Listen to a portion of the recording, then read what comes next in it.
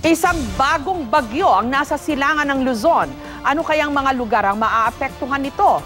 Alamin po natin ang latest sa lagay ng panahon mula kay GMA Resident Meteorologist Nathaniel Cruz. Mang Tani.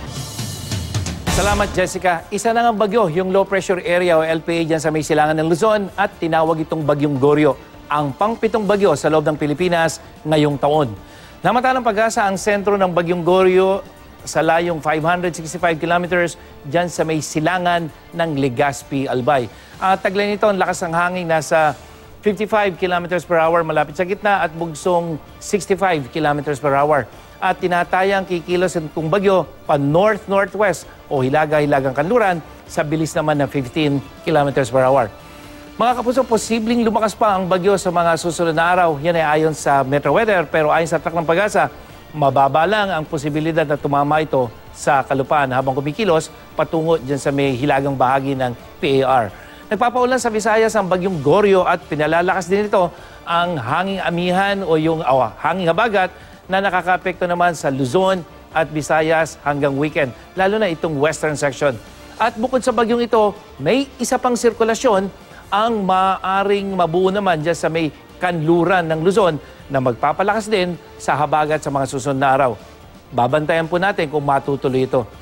Samantala, ihanda naman ang inyong payong dahil mataas ang tsansang umulan sa Metro Manila bukas mula umaga yan hanggang sa gabi. Habang buong araw din ang tinatayang ulan dyan sa may Central at Southern Luzon, maging sa may Western at Eastern Visayas. At bukas naman ng hapon, hanggang katamtaman at kumisan malalakas na ulan ang maranasan dyan sa halos buong Luzon at mahinang ulan naman dyan sa may rehiyon ng Caraga at Davao.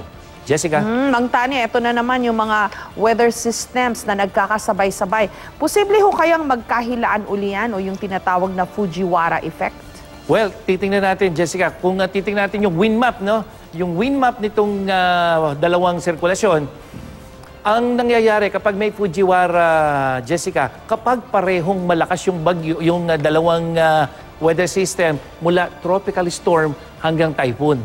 Kapag low pressure area kasi, Jessica, hindi nangyayari yung Fujiwara effect. Pero pwedeng mangyari dyan, either kung halimbawa ito ay low pressure area at ito ay isa ng malakas na bagyo, maaaring higupin nitong bagyong Goryo itong low pressure area. Pero pag yan ay parehong naging tropical storm o pataas, tsaka magaganap yung Fujiwara effect. Pero ang isang pwedeng mangyari, Jessica, habang ito'y kumikilos patungo dito sa may northeastern border ng PAR at ito ay papasok, posibleng dalawang bagyo nasa loob ng ating PAR sa mga susunod na araw.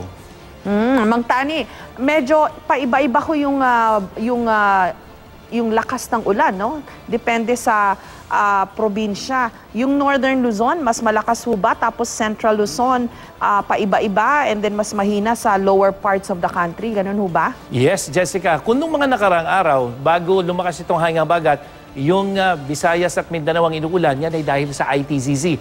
Pero ngayon, dahil kitang-kita natin yung paglakas ng hanging habagat na pinalalakas, hindi lang nitong dalawang weather system na tinignan natin, kundi yung mga nauna pa ng mga nakaraang weekend, yung hanging habagat ang magbibigay ng mga pag-ulan dito sa may Luzon, lalong-lalo na sa Ilocos Region, dyan sa may Cordillera, Central Luzon, hanggang dyan sa may Mimaropa Region.